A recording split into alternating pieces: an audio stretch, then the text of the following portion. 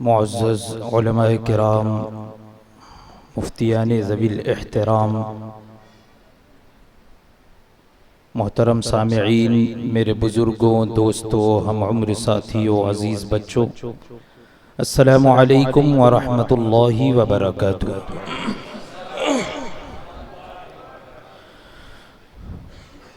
نحمده ونصلي ونسلم على رسوله الكريم، اما بعد فاعوذ بالله من الشيطان الرجيم، بسم الله الرحمن الرحيم۔ وما كان المؤمنون لينفروا كافة فلولا نفر من كل فرقة منهم طائفة ليتفقهوا في الدين وَلِيُنذِرُوا قَوْمَهُمْ إِذَا رَجَعُوا إِلَيْهِمْ لَعَلَّهُمْ يَحْذَرُونَ۔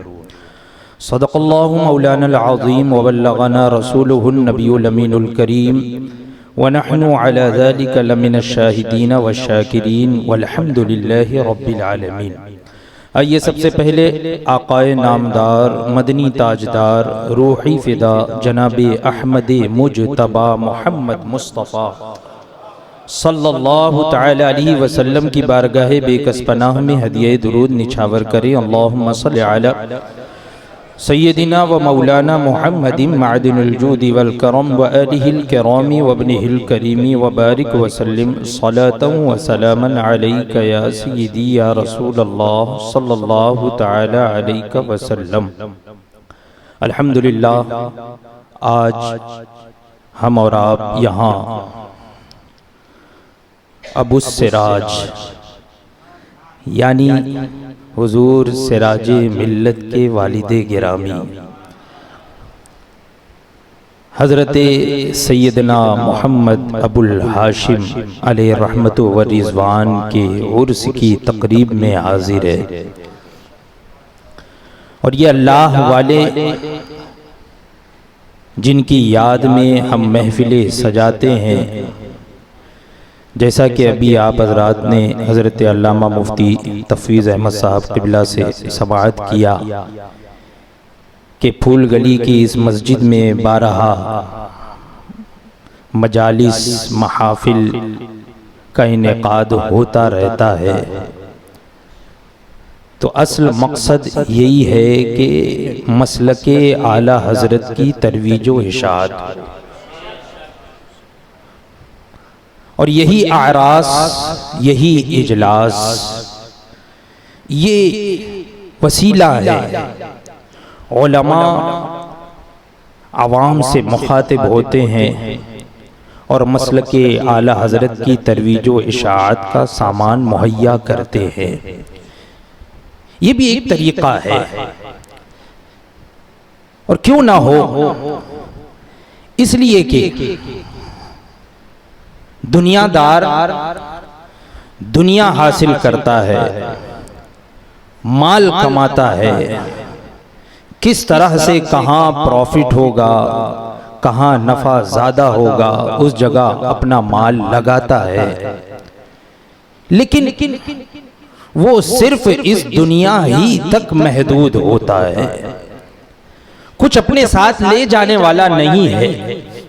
لیکن اللہ تبارک و تعالی کے پیارے حبیب صلی اللہ تعالی علیہ وسلم کا جو سچا عاشق ہوتا ہے، جس نے علم دین حاصل کیا ہے، یعنی جو علماء کرام کی جماعت ہے کہ خود حضور اقدس صلی اللہ تعالی علیہ وسلم ارشاد فرماتے ہیں، علماء امتی کا انبیاء بنی اسرائیل، میری امت کے علماء بنی اسرائیل کے انبیاء کی طرح ہے۔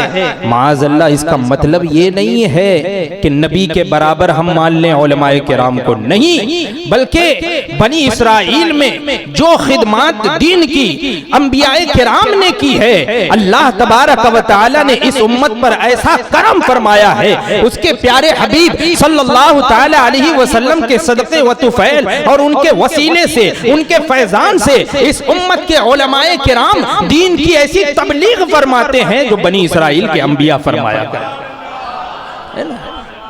علماء امتی کا انبیاء بنی اسرائیل، یہ کوئی معمولی بات نہیں ہے.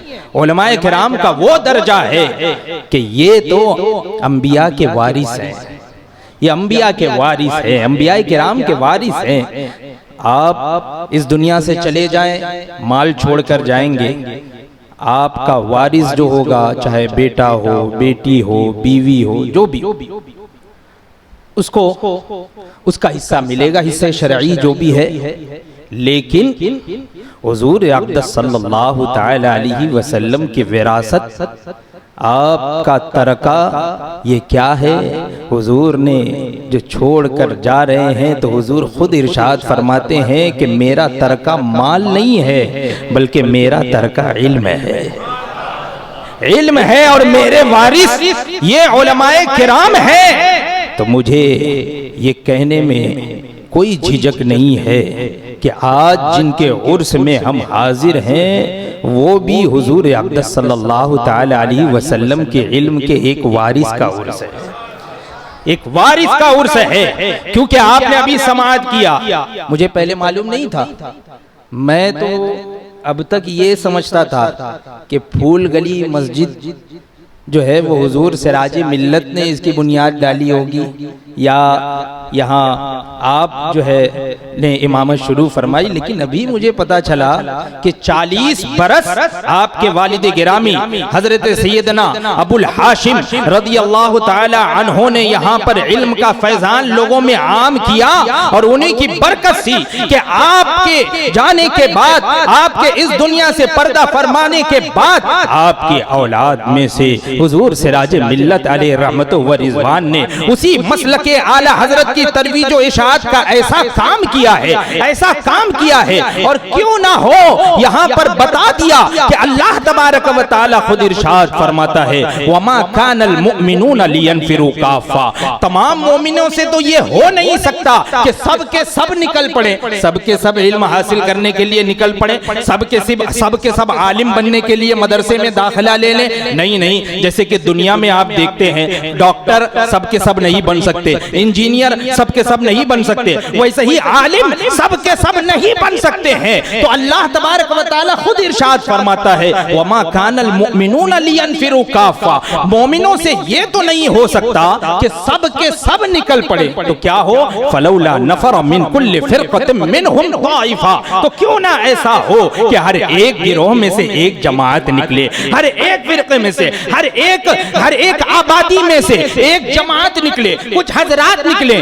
اس لیے نکلے لیتفقہوا فی الدین, تاکہ وہ علم دین حاصل کریں, دین میں تفقہ حاصل کریں, عالم دین بنے. اور جب عالم دین بن جائیں تو جب لوٹ کر جائیں تو اپنی قوم کو اللہ کے عذاب سے ڈرائیں, اللہ کی رحمتوں کا بیان کریں, اللہ کے عذاب سے لوگوں کو ڈرائیں. لعلہم یحذرون, تاکہ وہ لوگ ڈریں, سیکھیں, سکھانے کے لیے. تو مسلک اعلی حضرت کی ترویج و اشاعت کے لیے ضروری نہیں ہے کہ تمام عوام جو ہے وہ عالم بننے کی کوشش کرے, نہیں, لیکن علماء کرام اگر علم دین حاصل کر رہے ہیں اور آپ حضرات کے سامنے اگر حاضر ہوں اور مسلک اعلی حضرت کی ترویج و اشاعت کی بات کریں تو آپ پر لازم ہے کہ اس پر عمل کریں. آج کا زمانہ بڑا پرفتن زمانہ ہے, بڑا ماحول پرفتن ہو گیا ہے, فتنے کا ماحول ہے.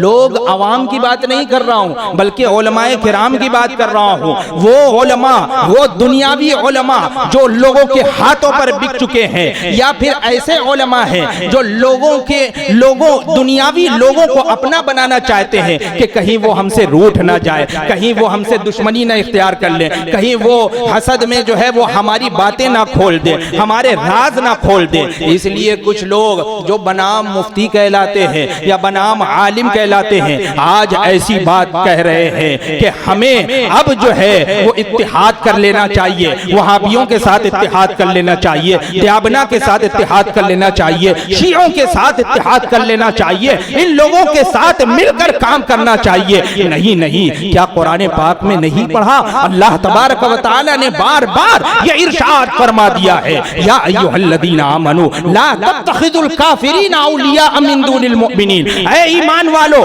کافروں کو مومنوں کو چھوڑ کر کافروں کو ہرگز ہرگز اپنا دوست نہ بناؤ، اس لیے کہ کفار جو ہے وہ تمہاری دوستی کے لائق ہی نہیں ہے، تم سے اتفاق کے لائق ہی نہیں ہے، ان سے اتحاد کرنے کے لائق ہی نہیں ہے۔ یہی نہیں بلکہ اللہ تبارک و تعالیٰ تو ارشاد فرماتا ہے یا ایھا الذین آمنوا لا تتخذوا آباءکم و اخوانکم اولیاء ان استحبوا الکفر علی الایمان، کہ اے ایمان والو اپنے باپ دادا اور اپنے بھائیوں کو بھی اپنا دوست نہ بناؤ اگر وہ ایمان کے بدلے کفر کو پسند کرتے ہوں، یعنی اگر وہ کفر پر ہوں تو انہیں اپنا دوست مت بناؤ، اپنا ولی مت جانو، اپنا دوست اور قریبی رشتہ دار مت جانو۔ آپ دیکھیے غزوہ بدر ہو کہ غزوہ احد ہو، صحابہ کرام ہیں، حضرت مولا کائنات ہیں، حضرت فاروق اعظم ہے، حضرت سیدنا امیر حمزہ رضی اللہ تعالی عنہم اجمعین ہے، اور بھی دوسرے صحابہ کرام ہیں۔ انہوں نے ان کا مقابلہ کن سے تھا؟ اپنے رشتہ داروں سے تھا،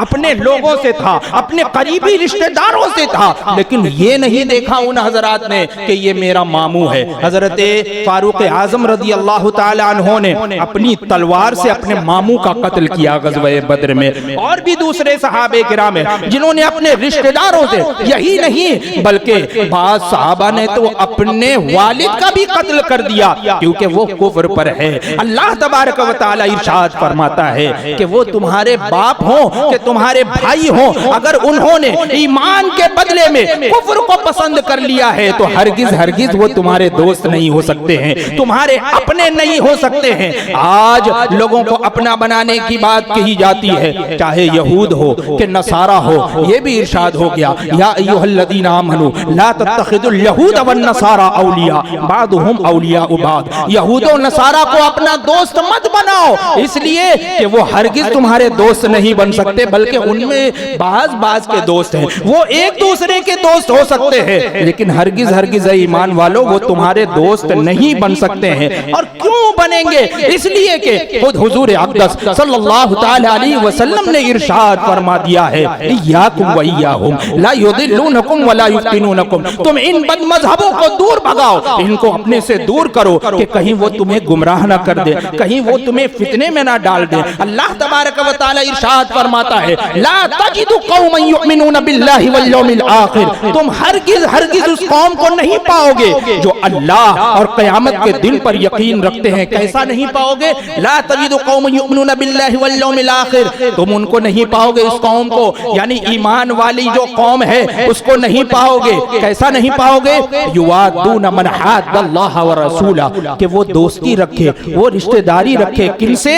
اللہ اور اس کے رسول کے دشمنوں سے۔ اللہ اور اس کے رسول کے دشمنوں سے ہرگز ایمان والے دوستی رکھ ہی نہیں سکتے ہیں۔ آگے یہ بھی ارشاد فرما دیا، یہ بھی ارشاد فرما دیا کہ من حاد اللہ ورسولہ ولو کانوا آباءہم او ابناءہم او اخوانہم او عشیرتہم، یہ بھی ارشاد فرما دیا۔ ہو سکتا ہے کوئی سوچ لے کہ نہیں یہ لوگ جو مسلک اعلی حضرت کی بات کہتے ہیں اپنی طرف سے یہ باتیں کہہ رہے ہیں۔ دیکھیے میں نے کتنی آیتیں یہاں پر سنا دی، اور بھی میں چاہوں تو بہت ساری آیات کریمہ میں یہاں پر آپ حضرات کو ذکر کر سکتا ہوں۔ مسلک اعلی حضرت کے مسلک اعلی حضرت کے حق ہونے پر کہ یہی حق مسلک ہے جو صحابہ کرام کا مذہب تھا، جو صحابہ کرام کا مسلک تھا، جو ان اولیاء کرام کا مسلک تھا۔ اللہ تبارک و تعالی ارشاد فرما رہا ہے کہ ایمان والی جو قوم ہے تم انہیں نہیں پاؤ گے۔ کیسا نہیں پاؤ گے؟ کہ وہ دوستی رکھیں اللہ اور اللہ کے رسول کے دشمنوں سے، اگرچہ وہ ان کے باپ دادا ہوں، یعنی اللہ اور اللہ کے رسول کے دشمن اگر وہ ان کے باپ دادا ہوں، اگرچہ ان کے بھائی ہوں، اگرچہ ان کی اولاد ہو، اگرچہ ان کے عشیرت ہو، اگرچہ ان کے قبیلے والے ہوں، اگرچہ ان کے قریبی رشتہ دار ہوں، لیکن ہرگز ہرگز تم انہیں ان کا دوست نہیں پاؤ گے۔ اس لیے کہ حضور اقدس صلی اللہ تعالی علیہ وسلم نے ارشاد فرما دیا لا یؤمن احدکم حتی اکون احب الیہ من والدہ وولدہ والناس اجمعین، کہ تم میں سے کوئی بھی اس وقت تک مومن نہیں ہو سکتا جب تک کہ اس کے باپ سے زیادہ، اس کی اولاد سے زیادہ، تمام لوگوں سے زیادہ وہ مجھے اپنا محبوب نہ بنا لے، مجھ سے نہ محبت کرنے لگے۔ یہاں پر کسوٹی ہے حب رسول، یہاں پر کسوٹی ہے عشق رسول۔ اگر آپ باپ سے محبت کرتے ہیں، اپنی ماں سے محبت کرتے ہیں, اپنی اولاد سے محبت کرتے ہیں, اس کے خلاف سننا نہیں چاہتے, تو ماں سے بڑھ کر رسول اللہ کی محبت ہے, باپ سے بڑھ کر رسول اللہ کی محبت ہے, اولاد سے بڑھ کر رسول اللہ کی محبت ہے. تو ہم کیسے گوارا کر سکتے ہیں کہ رسول اللہ صلی اللہ تعالی علیہ وسلم کے دشمنوں سے ہاتھ ملا لے؟ نہیں, بلکہ ہمیں چاہیے کہ ہم اہل سنت و جماعت متحد ہو جائیں, کسی اور کو متحد کرنے کی ضرورت نہیں ہے. جو سنی صحیح العقیدہ ہے وہ متحد ہو جائیں. آج کہتے ہیں کہ ایمان پر خطرہ منڈلا رہا ہے, ہرگز نہیں. جس طرح اللہ تبارک و تعالی نے قرآن پاک کی حفاظت کا ذمہ لے لیا ہے, اسی طرح ایمان والے بھی کبھی نہیں مٹ سکتے ہیں, کبھی مومن ختم نہیں ہو سکتے ہیں. اگر مومنوں کو ختم ہونا تھا تو کربلا کی سرزمین پر ختم ہو جاتا, اگر ایمان والوں کو ختم ہونا تھا تو غزوہ بدر میں ختم ہو جاتے, اگر مومنوں کو ختم ہونا تھا تو تاتاریوں کے حملے سے ختم ہو جاتے. نہیں, اللہ تبارک و تعالی ایمان والوں کی حفاظت فرمانے والا ہے. وہ اگر چاہ لے تو پوری دنیا مل کر بھی کسی کو مار نہیں سکتی ہے, اور اگر وہ چاہے تو پوری دنیا مل کر کسی کو بچا بھی نہیں سکتی ہے. وہ اس کی رضا پر ہے. اس لیے ہمیں چاہیے اللہ اور اللہ کے رسول کی رضا کی خاطر اس دنیا میں بھی رہیں, تو یہی رضائے الہی اور رضائے مصطفیٰ اس دنیا میں بھی کام آنے والی ہے اور آخرت میں بھی کام آنے والی ہے. دنیا والوں کو راضی کرنے سے کچھ نہیں ملنے والا ہے. دنیا والوں کو اگر راضی کرنے کی کوشش کرو گے, کبھی تم راضی نہیں کر سکتے ہو. کبھی تم ان کو راضی کرنے کے لیے سوچو کہ لاؤ بہت بڑی دعوت کر دی جائے, بہت زیادہ انتظام کر دیا جائے, وہ آئے گا, کھائے گا, کھانے کے بعد جائے گا اور کیا کہے گا کہ اتنا انتظام کیا تھا, سب حرام کی کمائی تو ہے, اسی لیے تو اتنا انتظام کیا تھا. اور اگر کوئی جو ہے بہت زیادہ جو ہے وہ احتیاط سے کام لے, زیادہ انتظام نہ کرے, کھانے کے بعد جائے گا اور یہی کہے گا کہ کتنا پیسہ ہے لیکن کنجوسی کرتا ہے. ہرگز دنیا والوں کو تم راضی نہیں کر سکتے ہو. اگر رضا چاہتے ہو, راضی کرنا چاہتے ہو, تو اللہ اور اللہ کے رسول کو راضی کرو. اللہ کی رحمت پکارتی ہے. ابھی شب برات گزری ہے, شب قدر آنے والی ہے, رمضان مبارک کا مہینہ آنے والا ہے. اللہ کی رحمت اپنے بندوں کو پکارتی ہے. بلکہ حدیث پاک میں ہے کہ ہر رات کے آخری پہر میں یہ ندا ہوتی ہے کہ ہے کوئی مغفرت کا چاہنے والا کہ اسے بخش دیا جائے, ہے کوئی رزق کا طلبکار کہ اسے رزق عطا کر دیا جائے, ہے کوئی ایسا. اللہ کی رحمت تو ہمیں ڈھونڈ رہی ہے. لا تقنطوا من رحمت اللہ, اللہ کی رحمت سے نا امید نہ ہو. ان اللہ یغفر الذنوب جميعا, بے شک اللہ تبارک و تعالی تمام گناہوں کو معاف فرمانے والا ہے, وہ مغفرت فرمانے والا ہے. آج ہمیں چاہیے کہ اس عرس میں اگر ہم حاضر آئے ہیں تو سچے دل سے توبہ کریں. رمضان مبارک قریب آنے والا ہے, اپنے دل کو صاف اور شفاف بنا لے تاکہ رمضان کا بخوبی استقبال کر سکے اور رمضان مبارک کی رحمتوں سے, برکتوں سے بھرپور حصہ عطا ہو جائے. اور وہ آخری عشرہ جو جہنم سے آزادی کا عشرہ ہے, اللہ تبارک و تعالی ہمیں بھی جہنم سے آزادی کا جو عشرہ ہے, تو جہنم سے آزادی کے عشرے میں اللہ تبارک و تعالی ہمیں بھی جہنم سے آزادی کا پروانہ عطا فرما دے. یہ ہونا چاہیے. اگر آپ اللہ اور اللہ کے رسول کے حکم کی فرما برداری کرتے ہوئے اس دنیا میں رہو گے تو آپ کے جانے کے بعد بھی لوگ تمہیں یاد کریں گے. اور اگر صرف دنیا دار رہ کر رہ جاؤ گے تو جب تک اس دنیا میں ہو لوگ تمہارے ہاتھ پاؤں دبائیں گے, لوگ تمہارے آگے پیچھے دوڑیں گے, لیکن اس دنیا سے جانے کے بعد کوئی تمہیں پوچھنے والا نہیں ہے. قابل مبارکباد ہے یہ فارغین حضرات, یہ حفاظ کرام کہ ان کے والدین قیامت کے دن حدیث پاک میں ہے کہ ان کے سروں پر روشن تاج رکھا جائے گا, روشن تاج رکھا جائے گا. یہ بھی روایتوں میں ہے کہ یہ حفاظ کرام بھی اپنے والدین کی اور لوگوں کی شفاعت کریں گے. حضور اقدس صلی اللہ تعالی علیہ وسلم کی شفاعت کبریٰ کے بعد یہ لوگ بھی شفیع بنیں گے, یہ لوگ بھی شفاعت کریں گے. کیوں نہ ہو, اس لیے کہ یہ لوگ علم دین کے راستے پر ہیں. اس لیے مسلمانوں, آپ اگر کم سے کم علم دین حاصل نہیں کر سکتے, یہاں پر یاد رکھیے گا علم دین سے مراد میں جو یہ کہہ رہا ہوں وہ ہے جو کہ فرض کفایہ ہے، وہ نہیں جو فرض عین ہے، جو ہر ایک پر ضروری ہے، ہر ایک پر جس علم کا حاصل کرنا ہر ایک پر ضروری ہے۔ جیسے کہ نماز فرض ہے تو اس سے متعلق جو ضروری مسائل ہیں وہ ہر ایک کو سیکھنا ضروری ہے، ہر ایک پر فرض ہے۔ روزہ فرض ہے، اس سے متعلق ضروری مسائل ہر ایک پر سیکھنا ضروری ہے، ہر ایک پر فرض ہے۔ حج اگر فرض ہے، اگر صاحب استطاعت ہے تو اس کے مسائل سیکھنا بھی ضروری ہے۔ اگر زکوٰۃ فرض ہے تو اس کے مسائل سیکھنا بھی اس پر ضروری اور لازم ہے، بلکہ جو اس کے شرائط ہیں، اس کے ارکان ہیں، اس سے متعلق بھی علم حاصل کرنا ضروری ہے۔ لیکن اس کے علاوہ جو دوسرے علوم ہیں تو ان کا حاصل کرنا اگرچہ فرض عین نہیں ہے لیکن فرض کفایہ ہے۔ فرض کفایہ کہتے ہیں کہ آپ کے علاقے میں سے اگر ایک نے بھی حاصل نہیں کیا تو سب کے سب گنہگار ہوں گے۔